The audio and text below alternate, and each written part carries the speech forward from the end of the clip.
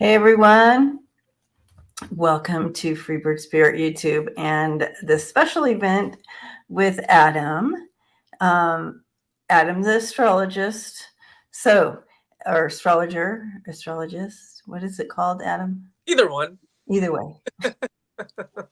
But you can find Adam on Adam Stargazing Astrology, or do I have your email? How do they get a hold of you if they need you to? We'll put it up a few times, but I think I might have. So my email address is adamastro. That's ADAMASTRO 777 @gmail.com. Adam Astro. Yeah. 777. Yep. At Gmail. Yes. There we go. Adam Astro 777 at Gmail. Yes. And for everyone who has not yet subscribed to my YouTube page, I post at least several videos a week on interesting information related to astrology, and my YouTube is posted Adam Stargazing Astrology. So please subscribe if you have not yet subscribed yet to my YouTube channel. That's right. Yay! All right. So we have a lot to talk about, and it is October 30th. Mm-hmm. Tomorrow's the 31st, then the 1st, then the 2nd. So what I'm saying is election day is coming up. And so we need some reassurance, Adam, that we're going to be okay. Even though I say we're going to be okay, we still like to see it written in stars that it's going to be okay. Yeah. So really quick, so for everyone out there, I'm currently offering discounted astrology readings of all types. So whether you're at a crossroads in your life, and if you need any guidance around any aspect of life, we're talking travel, health, relationships, finances, career, anything like that. If you have any inquiries, again, my email is in the description box. All right, Debbie. Yes, as we know, there's some big stuff coming up around the corner here. Big stuff. So just in time for Scorpio season here. So Scorpio is the archetype of the detective, the archetype of the warrior, and Scorpio is also ruled by the planet Pluto, which is all about death and rebirth. So it's represented by two animals, the scorpion, which dives down kind of into the muck, and then rises up again as the phoenix. So the phoenix is the aspect of transformation that the Scorpio goes through. So that being said, there's a lot of intensity going on. Some of the keywords with Scorpio are intensity. It's a water sign, so it rules the emotions. So a lot of emotional intensity going on. It's also ruled by Mars too, which can represent anger and war and battle and rage. So when we get that combined with a water sign, it's just emotional intensity to the extreme with this aspect. So that being said, there are some interesting transits that are going to be going on for Kamala. Not so interesting for Trump. So Trump's transits are actually pretty simple right around the election time. They're heavily influenced by the planet Jupiter with him. So Jupiter represents the aspect of feeling lucky. He has Jupiter in what I called like our out of bounds placements, meaning that he will continue to overemphasize his luck. He will feel like he won. Good chance he will probably call an early victory. So what we're really going to see of him, astrologically speaking, is more of the same. Yeah, so that's something to expect. Astrologically speaking, more of the same for Trump. Kamala, on the other hand, has some very complex aspects going on that indicate initiation. And I think this is very interesting because I've studied we're talking like hundreds and hundreds, probably like thousands of astrology charts at this point. And these certain aspects that she has in her transit chart, they're not very common. So I find this, you know, I find this quite interesting for something, you know, you know, for this time period. When So you say initiation, what does that mean? What are we expecting with that word? Like so yeah. adjustment, like or Well, I'm okay. So like being initiated into like a new like a new stature, like a new place. okay. Yes, and so, you know, for example, something like the first woman president. That's That's a huge huge initiative. initiation. Yeah. Okay. Got you. Yeah, so seeing it more along the lines of that. Um, she also has a lot of really intense confrontational aspects going on in her chart as well. So a lot of intensity, a lot of confrontation, and then that aspect of initiation. Um, Her transit chart is extremely busy with a lot of different things. Again, whereas Trump's chart is pretty much going to be the same. Okay. So that brings me hope. Yeah. Because that makes sense to someone who's stepping into the presidency with her and all the things coming at you in that position, the initiation of the position, and then everything that just starts like flooding in, Yes. so to speak. Yes.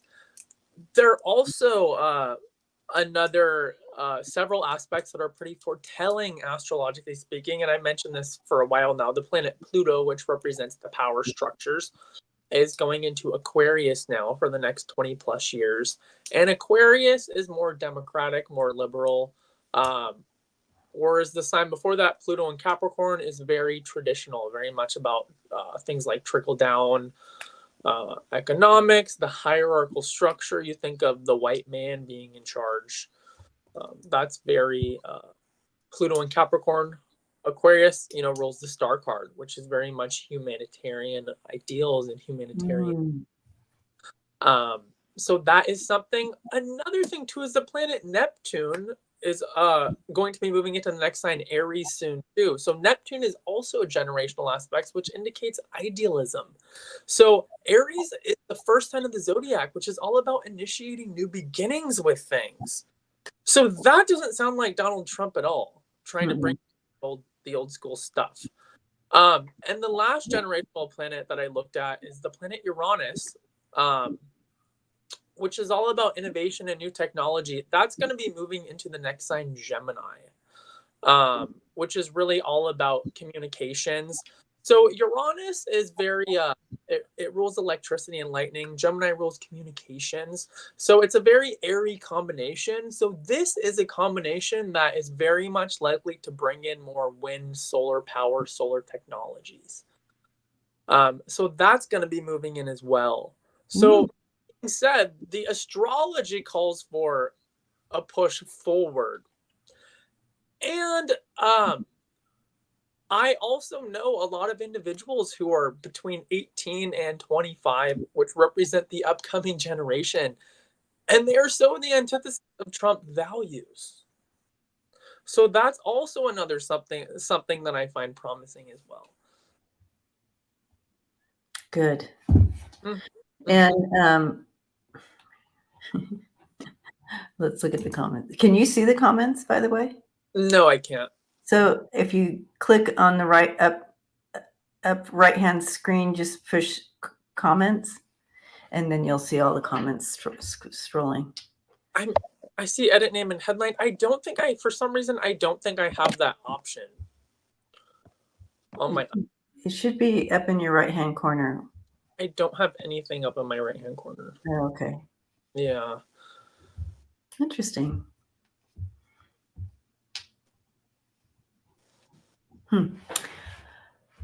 Well, so at the top, do you see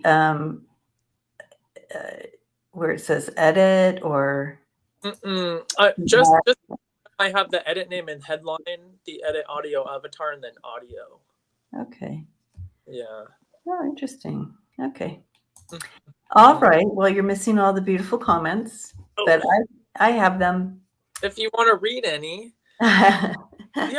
All right. So we do have some questions here. Sure. Is this a good spot to bring in some of these questions, or should we wait till you're done with all the? Yeah, sure. Okay. All right. We have from Rose Blue, is Chiron still in Aries? Yes, Chiron is still in Aries. Yes. Okay. And I did mention that's actually a good question because if you look, I'm not sure if you're subscribed to my page, but if you look at some of my videos that I recently posted, particularly on the some of the astrological configurations in October, I talk about really intense aspect with Chiron, what's called the T square, which is all about pressing energy. And Chiron, when it's in an aspect like that, our wounds come up, our collective wounds. And this really happened around the time of that last big hurricane that happened. Well, so there was the collective wounds. Yeah, they were being very activated by that T square in October. October was a very Chiron activated month. very interesting. Mm-hmm. That makes sense to a lot of things coming to the surface to allow us to heal. Yeah. All right, Rose. Mm-hmm. Nessa's Kamala's Mercury is in Scorpio. I can see that. She's intense. She's intense. Okay. Oh yeah. Mm-hmm. And question. This might be for another time, but it is a question that came in. In 2025, the four most outer planets are mostly changing signs. How will that translate in the terms of collective experience? So I just mentioned that, and it's Uranus, Neptune, Pluto. Uranus, Neptune, and yeah. So those Uranus, Neptune, and Pluto are considered the generational. Yeah. So are we shifting into we're shifting out of an old into a new, brand new then? Well, yeah. So what? Saturn too, she said. Okay. Yeah. So what happens is that each sign represents something different. For example, the first sign that's shifting right now is the planet Pluto. So we like that shift. Yeah. So Pluto represents the power structures. Mm-hmm. So the first thing that's shifting is the power structures moving into the next sign, which is Aquarius, which is more about power to the people. Okay. We like that, you guys. And then we'll have Neptune shift into Aries. Neptune rules idealism. So and it's going to shift into Aries, which is the beginning of a new cycle of things, right? So Neptune more rules the dreams, and with the aspect of idealism with Neptune is we see things, we see, that very much relates in with like new technology, because we need to use the imagination, the imaginative faculty to kind of bring new things in. So Neptune is coming in for a whole new round. AI, all that. Yeah, a whole new wave, and then the planet Uranus, which rules innovation and technology, is moving into Gemini, which is it's a very airy combination, which can represent more solar power, wind power, things like that. All those things. You made comment to that. Yeah, makes sense, because we're going to be looking at all different ways of having energy and. Yeah, that's why when Trump says we're going to bring coal back and things like this, it's like we're not moving backwards like that. Mm-hmm, mm-hmm. Ness says, Deb, you like that shift because you are Libra rising. Some signs do not like it. Well, I like the Pluto leaving or whatever it's doing. Capricorn. Yeah.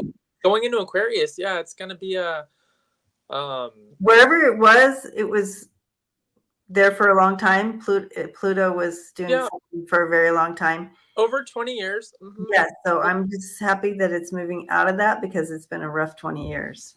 Yeah, 20 plus. Yeah. 20 plus years. So wherever it wasn't great for me. So there you go, everyone. But yeah, so Aquarius rising and Libra rising are among the winners of Pluto and Aquarius. Yes. Yeah, those Aquarian rising people, you guys are going to be loving Pluto and Aquarius. All right, Rose Blue, you and me, we're going to be happy. All right. I think that was all the questions that came in, so we can move forward. Did I miss any questions, you guys? Anyway, so everything that you've shared so far is very positive for those of us who are looking forward to progress and not going back. And so, and women's rights and all the things, all the words. So that's happy there, I feel, with what you're seeing in the charts.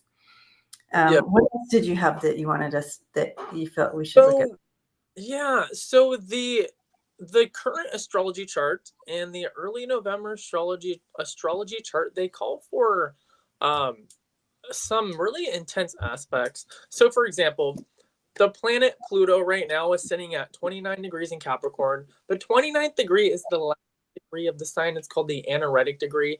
And it basically it's like the karmic pile up degree. So basically everything that has occurred during that, for example, Pluto and Aquarius, the 29th degree, it all comes to a head. It's going to be sitting opposed on the chart Mars at the 29th degree too. So Mars sitting opposed Pluto is one of the most intense aspects. We're talking excessive anger, excessive rage, excessive power struggles. This is, I would consider, a very karmic aspect because of the intensity. So I wouldn't be surprised if some really just crazy stuff goes down the next couple weeks. We're already seeing, individuals because Pluto goes back into Capricorn, is what you're saying? Yes, it's sitting opposed Mars, and Mars represents anger and war and rage. Yes. Okay, so opposite, which is intensity. So there's a strong intensity between them. So what was I going to say here? Pluto return. So that kind of reminds me of that 45 is going to pull his same old shenanigans and not and say he won, right? So we're going to see that kind of battle and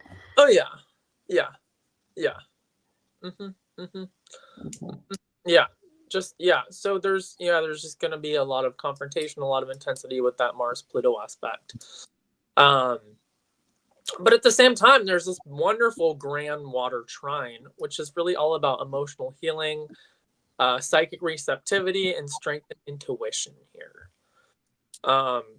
So there's that as well. There's a lot going on right now. In the sky, there's a lot of intensity, and there's a lot of kind of stuff coming together as well too. Here's a good word for it: shenanifuckery. That's what's going to happen, Rose. Yep. Yeah, and so because just astrologically speaking, because everything is so crazy, there's probably a good chance we won't know for a little while. Yeah.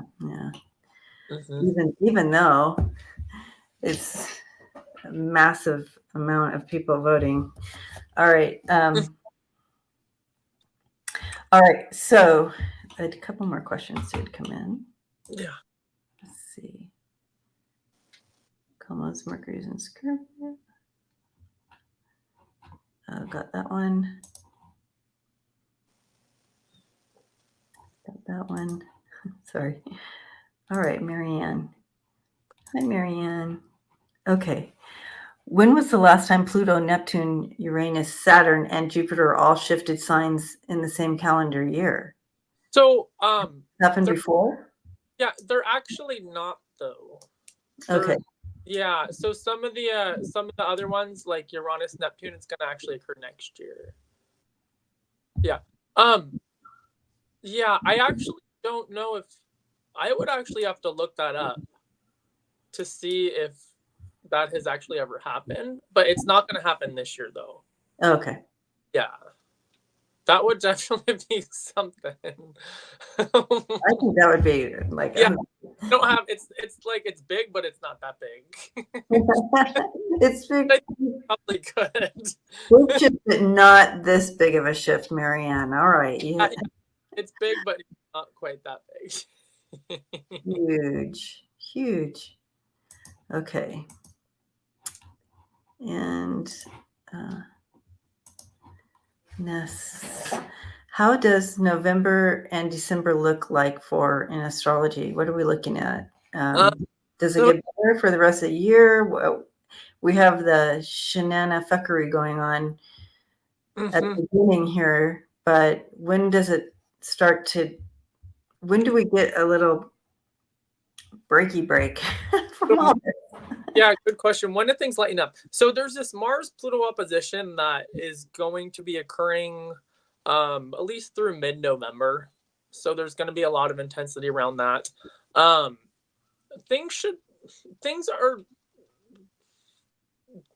gonna lessen in intensity around like mid-November. I have not looked at December's astrology yet, just because I don't look that far ahead. But the intensity is right now, the current intensity, I would expect it through mid-November. Through mid-November. Yeah. And then we'll have Adam back on and we can ask him about December. Yes. There you go. So everybody's talking about this Marianne's question, and they said next year we're going to have all these planets shifting.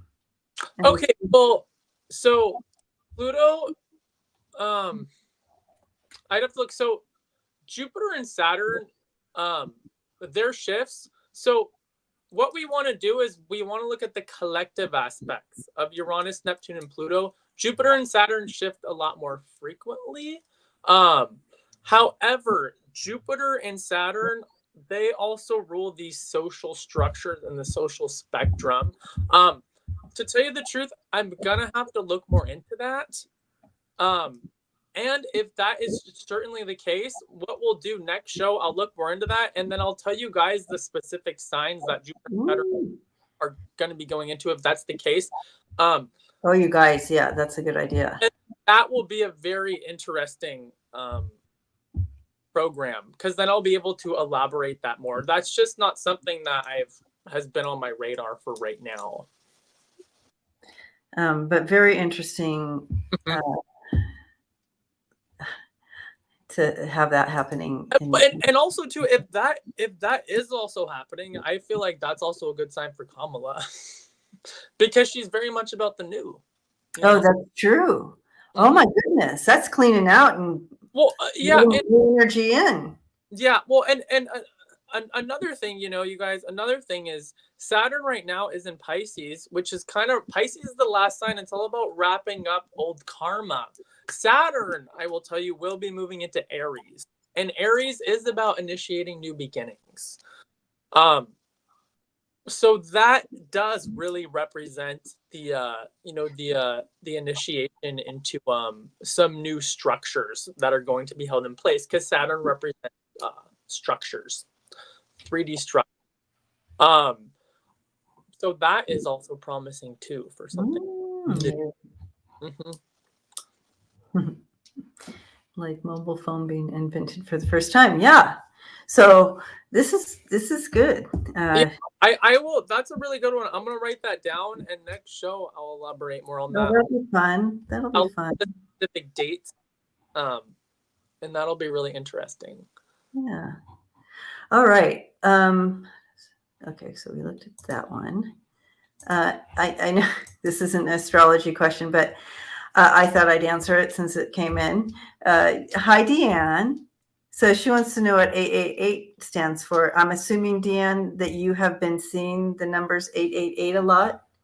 And so I can tell you, with the little bit I know of numerology, that 8 is prosperity abundance number. So if you get 888, that's like significant and positive financial changes, possibly, or just abundance in your life. If it's not about, if you're not worried about finances or whatever, and you're good there.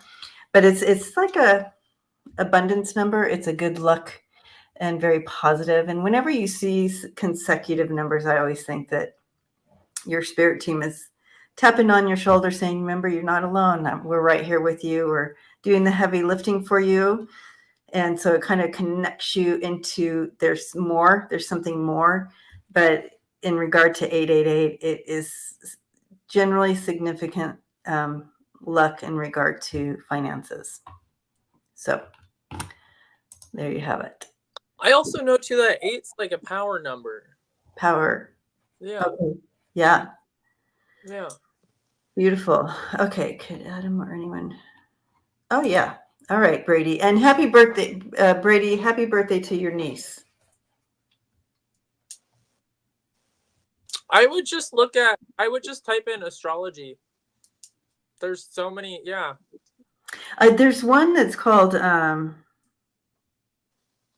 Ness. What one is that called? It just went boop. Chani, Chani, Chani. I feel like you might be able to get some charts there. And yeah, Cafe Astrology does free charts. Yeah. The Chani app or the Cafe Astrology. Both those, you can do free charts there. Deanne says, I'm Sagittarius and 8. So cool, because 888 follows you. Yeah. So you're probably a really great manifester, that's for sure. Or you could be. Step into your abundance there. Mm-hmm. So, all right. Anything else we need to know? Yeah, vote. I'm sure we all voted. So those are pretty much those are the really major aspects that really pop out that I looked at. For those of you also who are looking just for more detailed information about November, more detailed information about Kamala's chart, Trump's chart, their transit charts, things like that, go to my YouTube page because I have a ton posted on all this stuff. Perfect, you guys. And you just watch the specific ones you're looking at. Yeah. So what I do is I'm kind of being a Virgo, I'm more of like a to the point individual. So each video I have is pretty short and I just give you the good stuff rather than rambling. So you can really get a good amount in a small time there. Adam, you don't ramble on and ramble. I can imagine that you do. At least Nessa has another question here. USA has its final Pluto return in November. So it is on the 5th transit. Wait, okay. So USA has its final Pluto return in November. Okay. So Pluto, what happens with all these planets or these outer planets, not the sun and the moon, is they go direct and they go retrograde. They go direct, they go retrograde. And when they go in retrograde, it's all about a review process. So Pluto is now gone out of the final retrograde direct. Now it's in the last degree of Capricorn, the 29th degree, no longer going retrograde. So it's going to actually move into Aquarius coming up. Okay. And that's where I want it. Yeah. We're seeing like this is the final But there's no more reviews around the power Yeah, structure. not on November 5th. We got that right. It's in the unfolding. It is the in the fifth. Is it in the fifth It is the fifth transit? transit. I'd have to look at how many times. Wait, USA had its final Pluto return. Has its final Pluto return? It will be. Yeah, there we go. Yes. 3 forward, 2 retrogrades. Yeah, so it's no longer going to be going into any retrograde motion. And we talked about this. It's at the 29th degree. It'll just be going now straight into Aquarius. Yes. So it's one last. It's at the final. It's like at the final last minutes of Capricorn. Right. And Joji, you're right. Energies are bigger than just one day. Well, yeah. Nothing happens. Not like all of a sudden you get to the next day and everything's like, woo, but we're in that direction. Especially Pluto. Pluto is the slowest moving transit. Yeah. Also, another thing to realize is that the United States was founded when Pluto was in retrograde, which is messy. So Pluto in retrograde indicates review. The power has gone out of whack, and it needs a process of review. So I find that interesting. Well, that the United States was founded Pluto in retrograde. You know, what was it founded on? The backs of the Native Americans. An abuse of power, an overstepping of power. Oh yeah. Mm-hmm. That has a lot to do with the Pluto in retrograde. Oh, this would be a good one for another show. Texas astro chart came to state in 1843. That'd be a cool one. I would have to see if I can find a month and hopefully a day. That'd be fun. Yeah. So, have you done anything? I'm not that you have to talk about it right now, of course, but have you read any other current topic things going on, like P. Diddy or anything like that? So I mean, yeah, there's stuff I read. I have not. I've been so wrapped up in the politicians. I haven't charts on. That might be interesting to do as well, just for inquiring minds. People want to know. Yeah, that is actually very interesting. Yeah. Yeah. Holy cow. And Hollywood in general. Like, if we could get a month and a day, for Hollywood, that would be an interesting. There's some major shifts going on there. Yeah. Anyways, well, thank you. You guys, if you don't have any more questions, I think that Adam has relieved us a little bit with the stars. Still aligned for Kamala coming in. It's going to be messy, so hold on to the ride, but we're that direction, so that's good. Yep. So thank you, Adam. And I'll see you guys. I'll see you all in just a little bit on Inquiring Minds, right? You all coming back and hanging out. And Brady's singing The Age of Aquarius now. Fun. Yay. All right, you guys. Okay. See ya. We'll see you all in just a little bit. Love you. All right. Boop. Adam, thank you again. And you see, before I hang up here, Adam Astro777@gmail.com. You see it scrolling on the. Yeah. Oh, yeah. Yes. Yeah, everybody, that's how you get a hold of Adam, and discounted right now. So get a hold of him. Okay, bye.